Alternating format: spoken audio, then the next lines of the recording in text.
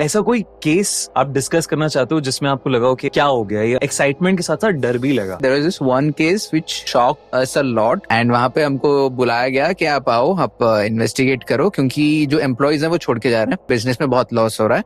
Then I was like, ठीक है fine, हम ये करते हैं. So Pooja just stands there in the middle of the factory and she just says कि I feel a lot of pain, and she's like, no, I need more information. So we split. Pooja went to the female locker room, I to the male locker room. मुझे कुछ नहीं मिला, लेकिन Pooja comes out very overwhelmed and very traumatized. It's like I sense a kid inside that female locker room. It's a boy and the boy was probably उसको locker के अंदर बंद कर दिया गया था and probably he got suffocated or something and he died that way. There's an entire family यहाँ पे. So माँ बाप and 2 बच्चे हैं उनके, but ये जो फैमिली कोई पहचान का कोई relative had an eye on the property. तो ये आते हैं खराब इंटेंशन से the relative and इनको हड़पना था, लेकिन ये लोग रोक रहे थे कैसे तैसे करके. Now they came with a plan के इनको जबरदस्ती लेना है. वो जबरदस्ती के एम में उनके पापा हैं, उनको फैक्ट्री के पीछे लेके कुछ वो लोग करते हैं and they come back for the mother. Mother was kind of during the हाथापाई उसको वो मशीन की तरफ जाके मशीन में she dies. That's when later the kids were taken care. उसके बाद फैक्ट्री ले लिया गया. तो we went to the factory के पीछे. Puja is like this is where the family का डंप हुआ है. जो भी आप बोलते बॉडीज रिमेन जो भी है. मैनेजर बहुत बिलीव करता है, तो मैनेजर को बुलाया. मैनेजर लाइक हाँ there was used to be a family. उसके बाद से ओके फिर उनके पापा को आई, फिर अभी इनको आया है.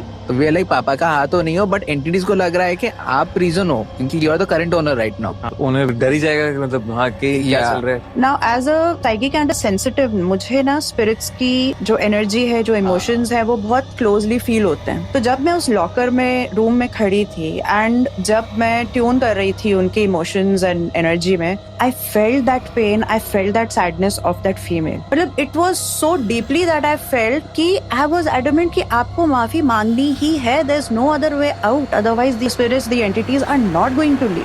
सो हमने कम्युनिकेशन चालू किया. वी फिगर्ड आउट कि हाँ एंटिटीज अभी भी हैं, एंड इसको हमने फिर आगे करा कि बोल तू भाई अभी जो भी है. So saying I am really sorry, say how we are not responsible. So saying I am not responsible. Now he could feel the pain. I am really sorry, but मेरी क्या गलती है इसमें. एंड वो बेचारा अपना बिजनेस भी देख रहा है, और उसने बोल दिया फ्लो में कि अभी आपको ये फैक्ट्री से निकाला गया था, आप सेम काम मेरे वर्कर के साथ कर रहे हो, ये सही है क्या? But at one point he did everything, sorry बोला, माफी मांगा, नमस्ते वगैरह करके ही लेफ्ट. एंड उसके बाद द मशीन डिडंट स्टार्ट. 1 महीने बाद उसका कॉल आया कि अभी कोई छोड़ा नहीं है, कोई कंप्लेन नहीं कर रहा है. Thanks to you now I also believe. तो बड़ा ही इंटरेस्टिंग केस है.